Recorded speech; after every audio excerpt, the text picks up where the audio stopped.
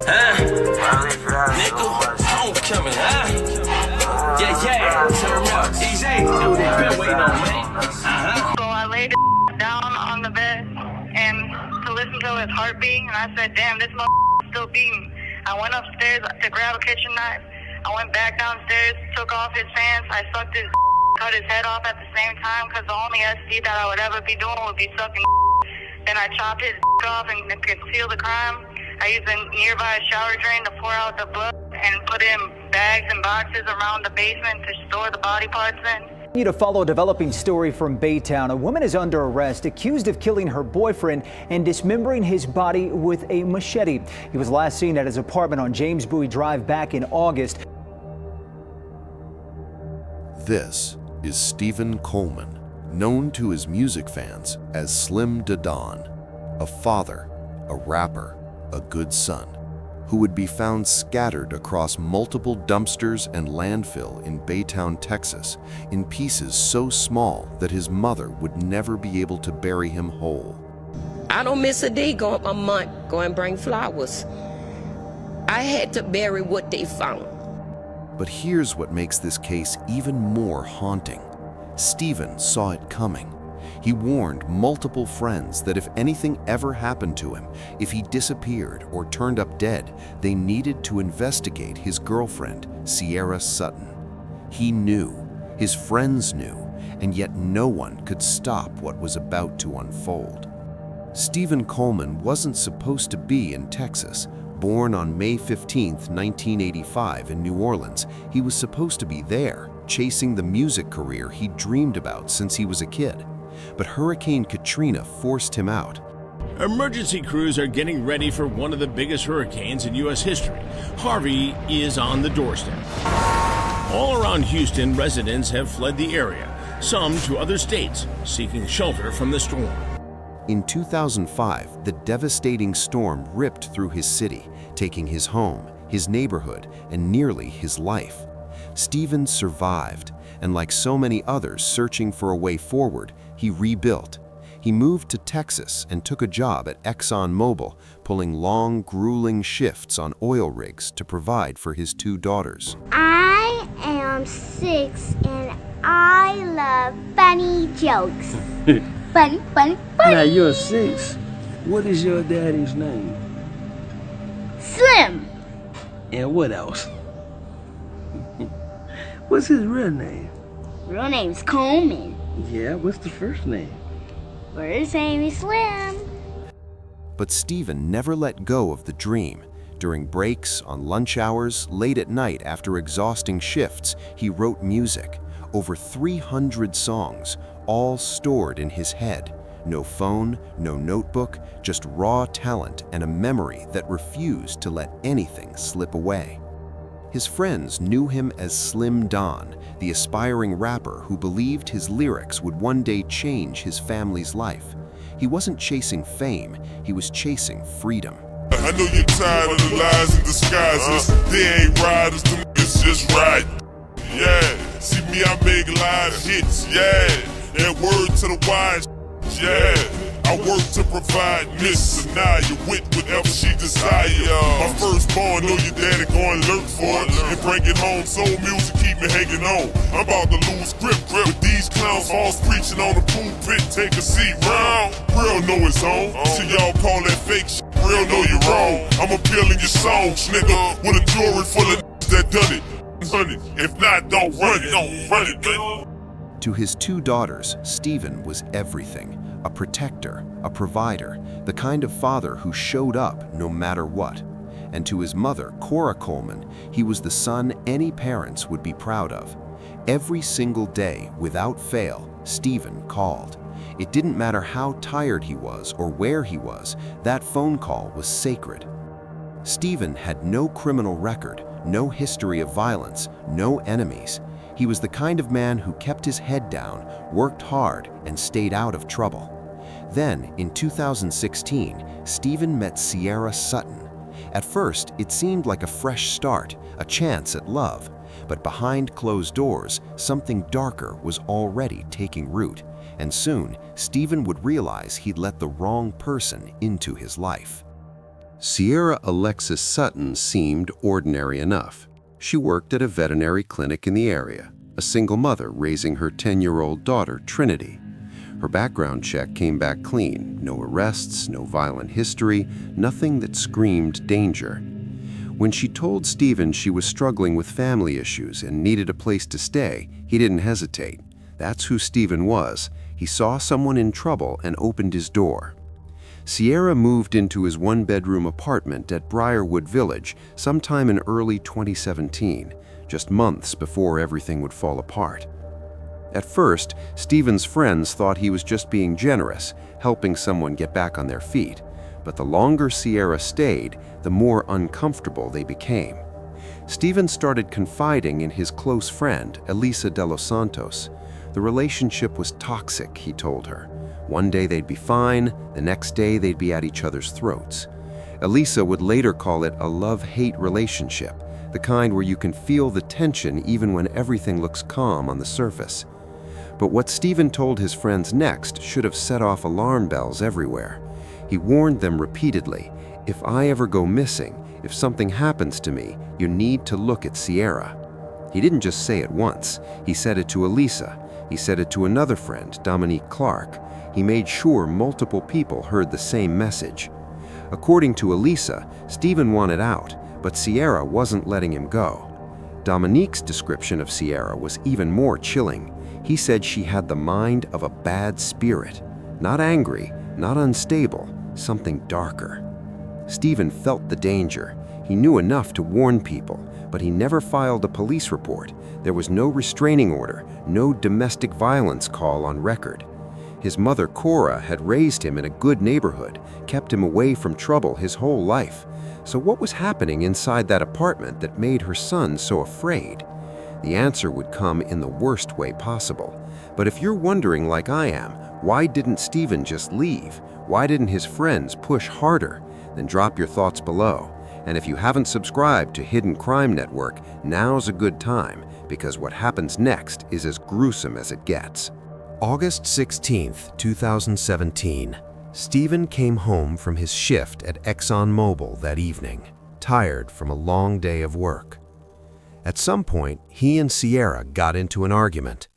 Nobody knows exactly what triggered it or what was said, but after the fight ended, Stephen went to the bedroom and lay down to sleep. He had no idea what was coming. While Stephen slept, Cierra retrieved a handgun. She walked into that bedroom, stood over him, and fired a single shot into his head at point-blank range. Her 10-year-old daughter Trinity was in the living room.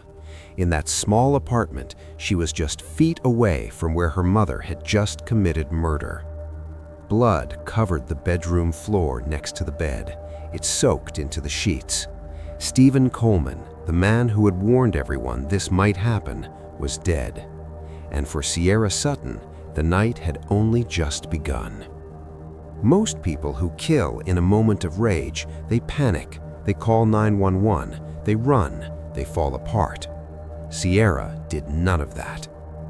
Instead, over the next 1 to 2 days, she systematically dismembered Stephen's body inside that apartment, in the bathroom, in the kitchen, while her daughter was still there. Using a machete she kept in the apartment, Cierra separated Stephen's limbs from his torso, his arms, his legs, his head. Piece by piece, she reduced him to parts she could manage. Why? According to her, Stephen's body was too heavy to move in one piece, so in her twisted, evil mind, she made it lighter. Blood splattered across the bathroom floor and sink, the kitchen counters, evidence of hours of gruesome work. And through all of this, the cutting, the cleaning, the movement of body parts, Trinity remained in the apartment. She would later mention hearing strange noises during those days, though police never formally questioned the child about what she saw or heard. When it came time to dispose of the evidence, Cierra had a plan. She wrapped each body part in sheets and secured them tightly with duct tape, but she needed supplies first. On August 17th, just one day after killing Stephen, Cierra drove to a nearby Walmart and she used Stephen's own credit card to pay for what she needed. She was caught on the surveillance video at a store, apparently using his credit card. It also appears she was buying material to help conceal the body. She was purchasing duct tape and a foam mattress. She was caught on surveillance video at a store, apparently using his credit card, buying material to help conceal the body. Surveillance cameras captured her in the store, buying duct tape and a memory foam bed topper, materials that would help her wrap and conceal the horror she had created. Then she started making her trips. Cierra loaded the body parts into her Jeep, where blood traces would later be found, and drove to multiple dumpsters around the Briarwood Village complex and other locations in Baytown. She made several trips, spreading Stephen's remains across different disposal sites to avoid detection. Those dumpsters were on regular pickup schedules. The garbage trucks came. The contents were hauled to the Chambers County landfill and dumped among tons of waste. Cierra was betting that Stephen's body would be buried forever under mountains of trash, that he would decompose and disappear into the chaos of a city's garbage. And she almost got away with it. Remember how Stephen warned his friends to investigate Cierra if anything happened to him? Well, those warnings were about to become crucial, but not before Cierra put on a performance that would haunt his family forever. On August 18th, 2 days after she murdered Stephen, Cierra Sutton walked into the Baytown Police Department and filed a missing persons report. She told officers that Stephen had left the apartment around 10:30 p.m. on August 16th, said he was going to find his daughter, and he never came back. She played the concerned girlfriend perfectly, told them he wasn't answering his phone, wasn't responding to texts. She seemed worried, confused, all the right emotions. She even pointed out that his vehicles were still parked at the apartment, which made his disappearance even more suspicious. The police believed her. They opened a missing persons investigation and started searching for Stephen Coleman. But then Cierra did something that Stephen's family would never forgive. She joined them in searching for him. Cierra got in the car with Stephen's mother, Cora, and his brother, Chris. She rode with them as they put up missing persons flyers around Baytown. She went to police stations with them, asking for updates, acting hopeful that Stephen would be found safe. She looked Cora in the eyes, sat beside her, comforted her, all while knowing exactly where Stephen was, scattered in pieces across a landfill, decomposing among garbage and waste. The psychological torture of those days is something Cora would never recover from. The woman who killed her son sitting right next to her, pretending to care. But Cierra couldn't keep her mouth shut, or maybe guilty conscience at play, which I doubt she has one. Point is, the morning after the murder, Cierra called her best friend and confessed everything. The argument, the gunshot, the dismemberment, the disposal. She explained it all matter-of-factly, like she had just completed a difficult chore. Not panicked, not traumatized, just explaining what she'd done.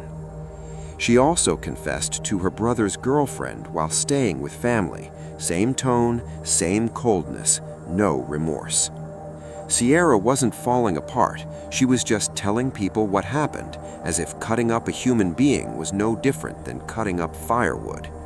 But her performance was about to crumble, because on August 22nd, 6 days after Stephen's murder, something happened at the Chambers County landfill that would expose everything.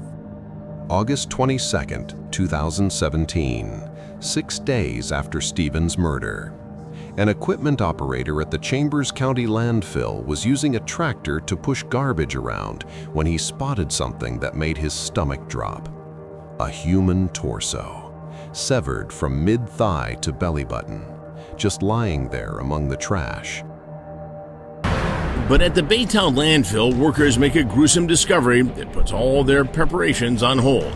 Newspaper reporter Matt Hollis covered the shocking story. A worker was using a tractor to push garbage and discovered this torso. He immediately informs his supervisor, and they call the police. The worker immediately called his supervisor.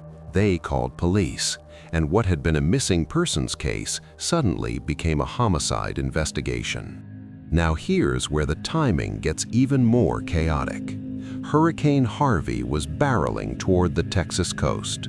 Landfall was expected in just 3 days, August 25th. The entire region was bracing for impact. So investigators were racing against both time and a Category 4 hurricane. DNA testing was started on the torso, but detectives already had a strong suspicion about whose body they'd found. The timeline matched Stephen Coleman's disappearance perfectly. On August 24th, police obtained a search warrant for the Briarwood apartment, and what they found confirmed their worst fears. We discovered some areas in the bedroom that showed some significant blood that really led us to believe something tragic had happened. Blood everywhere. The bedroom floor where the bed had been, the bathroom floor and sink, kitchen surfaces, even inside Cierra's Jeep. Someone had tried to clean it up, but you can't erase everything. Blood has a way of leaving traces no matter how hard you scrub. The evidence was overwhelming. Police wanted to bring Cierra back in for a follow-up interview, but when the scheduled time came, Cierra didn't show up. Scheduled Cierra to come in for an interview to kind of follow up on her original report, and she failed to show up. She vanished right as Hurricane Harvey slammed into Texas. The storm killed over 70 people and caused more than $100 billion in damage. Entire neighborhoods flooded, thousands evacuated. The state was in chaos. And in that chaos, the investigation stalled. Landfill excavations were delayed, DNA processing slowed down, resources were stretched thin. Cierra used the confusion to flee to Louisiana, but even there, she couldn't outrun what she did, and neither could she stop talking about it. In Louisiana, Cierra stayed with family members, and she kept confessing, this time to her brother's girlfriend, or maybe I should call it gossiping. According to those who heard her, Cierra wasn't crying, wasn't defensive, wasn't making excuses. She just told the story like she was recounting her day at work. No remorse, no guilt, just facts. On September 14, 2017, U.S. Marshals and Jefferson Parish Sheriff's deputies tracked her down in Metairie, Louisiana, and arrested her. She was charged with first-degree murder and held without bond. To follow a developing story from Baytown, a woman is under arrest accused of killing her boyfriend and dismembering his body with a machete. He was last seen at his apartment on James Bowie Drive back in August. Cierra waived extradition and was transferred back to Harris County Jail in Texas to face justice. When investigators interviewed her, Baytown Police Lieutenant Steve Doris couldn't hide his shock at what he was seeing. What was her demeanor like? Uncaring, no remorse. That's the best way I can describe it. Uncaring, no remorse. Those were his exact words. And remember, this is a seasoned detective, someone who's seen plenty of violent cases, but this one was just too evil. Lieutenant, all of your years doing this, have you had a case, especially here in Baytown, where you've had someone kill their loved one and chop them up and put them in the dumpster? No, this is a first for me. It's a first for every one of my detectives, to be honest with you. An event like this, fortunately, we haven't had anything like this happen in my 18 plus years that I've been with the Baytown Police Department. 18 years on the force, and he'd never seen anything like this.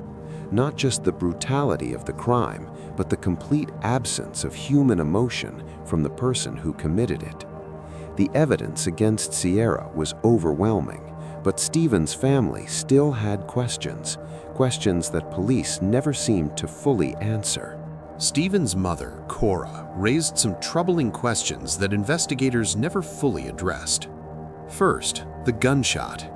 The apartment had an open floor plan, no doors separating the bedroom, bathroom, and kitchen. It was a small space, yet somehow no neighbors reported hearing a gunshot that night. How does someone fire a gun in a compact apartment complex and nobody hears it? Cora didn't buy the gunshot story. She openly questioned whether it really happened that way. Maybe Stephen was attacked some other way to keep him quiet. We'll never know for sure. But here's what makes it even more suspicious.